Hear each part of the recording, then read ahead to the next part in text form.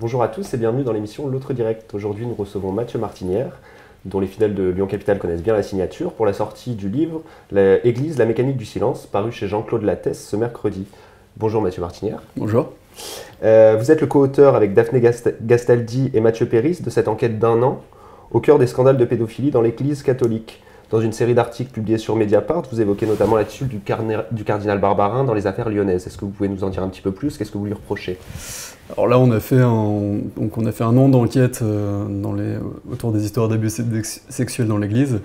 Et aujourd'hui, en fait, après un an d'enquête, on dit régulièrement que l'affaire Brennan était que la partie émergée de l'iceberg. C'est-à-dire qu'on a voulu sortir aussi de cette affaire, on s'est rendu compte qu'il y avait d'autres affaires dans le diocèse de Lyon. Et aujourd'hui, on peut révéler qu'il y a 5 cas couverts par le cardinal Barbarin.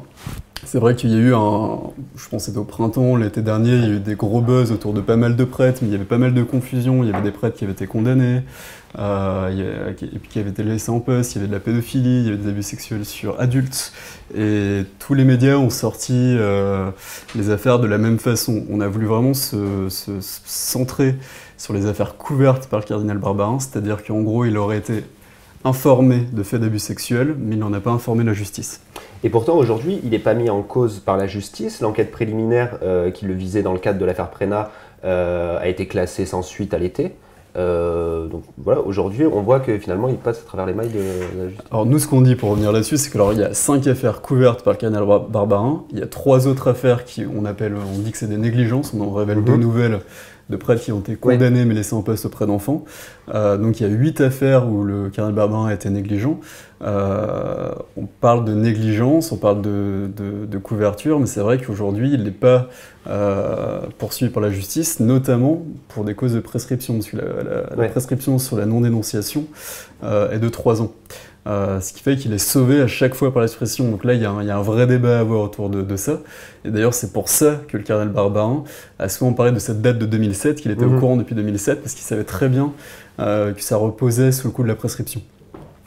Dans votre enquête, on voit que les prêtres qui sont mis en cause sont souvent mutés dans des paroisses à la campagne pour le cas du père Brennan, voire à l'étranger, et qu'il y a vraiment une stratégie d'exfiltration méthodique. C'est ce que vous prouvez. Vous pouvez nous en dire un petit peu plus sur... En fait, c'est ce qu'on a appelé la mécanique du silence, c'est-à-dire qu'on a moins voulu pointer les prêtres, qu'on a rencontrés souvent dans le livre. On interviewe pas mal de prêtres pédophiles, on en fait même un portrait.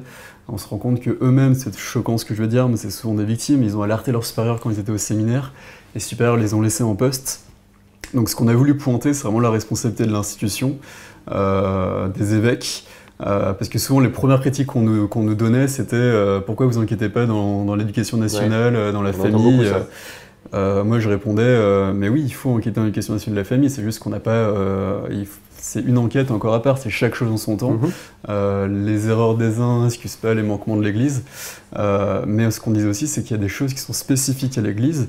Et on voyait à chaque fois, un petit peu comme dans Spotlight, ce qui s'est passé aux États-Unis, mais beaucoup moins de manière méthodique et systémique, une mécanique. Donc il y avait des motifs récurrents d'exfiltration qui étaient des congés maladie, je vais aller voir un parent malade, congés sabbatiques, ça revenait souvent. En gros, la méthode, elle était simple, c'était dès qu'un évêque était informé d'abus sexuels, on le déplaçait. Il allait faire pénitence quelques mois à la campagne ou à l'étranger, il revenait, mais on le mettait dans un autre diocèse, et ça revenait régulièrement. On s'est même rendu compte que j'ai interviewé un historien qui m'a dit que ça se passait déjà comme ça au Moyen-Âge. D'accord. Donc depuis 1000 ans, ils font la même chose, quoi. Et parfois jusqu'en Afrique. Et parfois souvent en Afrique et en Amérique latine, dans les pays, tu sais, les pays de missionnaires, les pays en voie de développement. Et puis souvent des terres où la colonisation française était importante.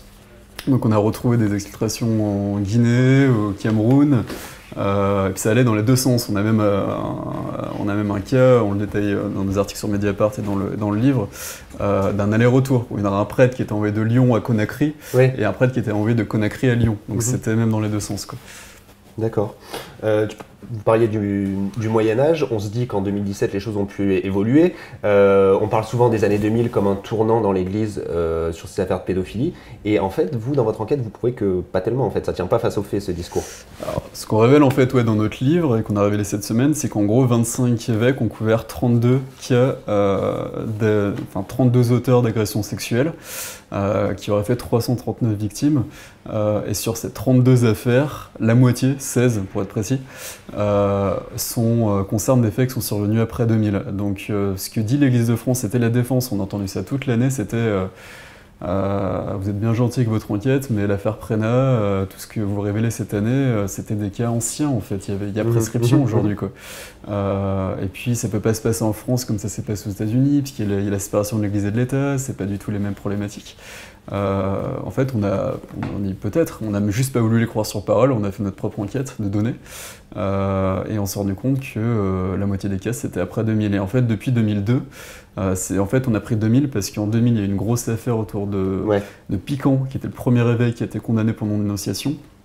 Et en 2002, il y a eu des règles internes à l'Église, un livret qui les oblige à dénoncer tout fait d'abus sexuel à la justice. Donc on a voulu montrer qu'en plus, ils contrevenaient à la loi. D'accord. Ok. Merci Mathieu Martinière, merci à tous de nous avoir suivis. On se retrouve très bientôt pour une autre émission, l'Autre Direct.